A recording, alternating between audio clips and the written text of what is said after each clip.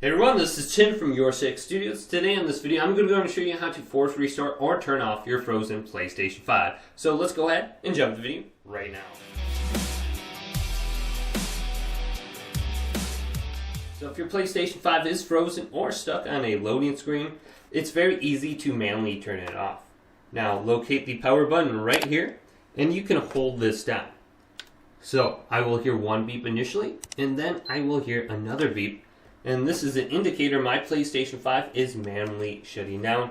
And then there will be no light on the light bar over here. And then simply you have to press the power button to turn it back on. Now sometimes manually turning off doesn't work.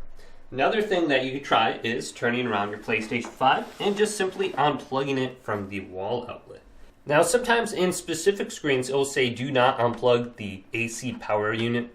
Now you can still unplug it, but you do have the potential of losing some game data. So I suggest trying to avoid this if you are playing a game, just because you might lose some progress in that game. Then when you launch up your PlayStation 5, it'll bring you to a screen that says repairing console storage. And this may take like 2 or 3 minutes. Go ahead and do. However, your PlayStation 5 won't be broke. It should be fine if you go ahead and unplug it. So hopefully this video did indeed help you out. If it did, go and leave a big thumbs up. And subscribe to my channel down below for more tech up videos coming up next on YourSixGaming.